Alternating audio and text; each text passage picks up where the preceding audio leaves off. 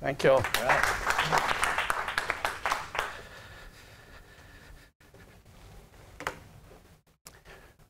The story goes that there's this nuclear plant that is experiencing some problems and some technical issues.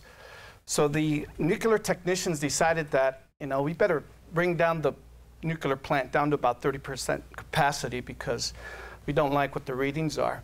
So they're trying to figure and troubleshoot the problem, and they just can't find it. So they realized that they needed somebody smarter than them to come and help them troubleshoot the issue. So they engaged a nuclear engineer who specializes in nuclear plants. They flew him in from out of town, and he goes and puts on his white lab coat and starts walking up and down the gangplanks and the catwalks with this clipboard and looking at all the gauges and taking readings. And at the end of about a day and a half, he comes down, fills out a report, and gives it to the management. And he says, listen, I've gone through everything, and I'm pretty sure I found the problem. What I've done is I've put an X right on the dial up there on that gangway. Just go up there, replace that dial, and that's going to solve all of your problems. So, all right, great. Simple as that? Fine. So the management dutifully go and replace that dial that's handling this apparatus that fixed the problem. A few days later, the management gets an invoice for his services. And the invoice reads for $10,000. The management says, God, $10,000? That seems to be a bit excessive. And it was just $10,000 for services rendered. Well, let's get an itemization as why did it cost so much? So they send them, can you please explain and itemize the cost? Sure. So you send them a new invoice. The invoice comes back, item line 1. For placing the X, $1. For knowing where to place the X, $9,999. So the moral of the story is, as I work with small business owners and entrepreneurs, is, do you know where to place the X in your business? Do you know the number and the gauges that you should be looking at on a daily, weekly, quarterly, and yearly basis to make sure that you're on track to reach your goals and objectives in your business? And it all boils down to focus and clarity. Focus and clarity. That's a big term that is being bandied about these days, but it's always been a critical factor that all business owners, small, big, small, that doesn't matter what size of the organization is, focus and clarity. And a lot of that comes from planning, or the lack of planning. And as Steve has alluded to this morning, planning is so critical in the stage, and people just don't do it. And setting goals. And to illustrate this, there was a study that was done by Harvard Business School of their 1979 graduating class of MBAs. And they asked them, how many people have goals and objectives? And a bunch of people raised their hands. Okay, how many people have actually written down their goal and objective when they're leaving here? 3%. 13% actually thought about it but didn't write it down. So 10 years later, they go back and revisit these students, and they ask them, okay, they ask them a bunch of questions about their lifestyle and where they're at. 84% who didn't think about it. They were way behind the curve. And the 13% who thought of their goals, were earning 2 times more curve. And the 3% who actually thought and wrote down and stated a goal were out-earning everybody else 10 times more.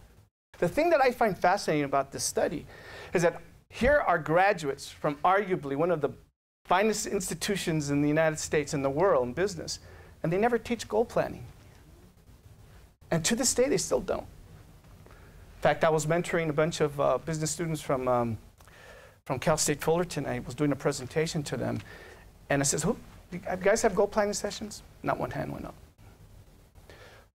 So the main focus when I work with business owners, and it doesn't matter if they're a solo entrepreneur or a major corporation, and typically I work with, my sweet spot is companies that are in 3 million to 10 million, but I work with on the extremities as well. One of the very first things we do is we sit down, we start writing an objective and goal and plan as to where they want to go 10 years, where they want to be, next year, 3 years, 10 years down the road. And then that's the roadmap that takes them there. So as a quick little exercise here, I want you to take a piece of paper, write down the statement. In 2011, I achieved my goals because and then put 1 and 2. 2 reasons why you achieved your goals.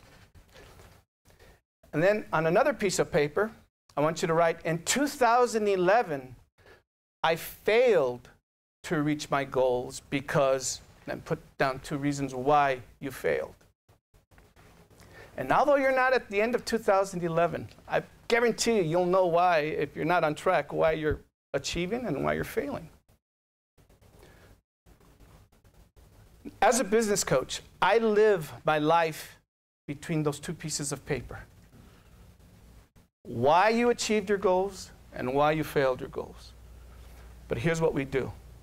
We take why I failed to reach my goals, that piece of paper, I want you to take that piece of paper, crumble it up, throw it away.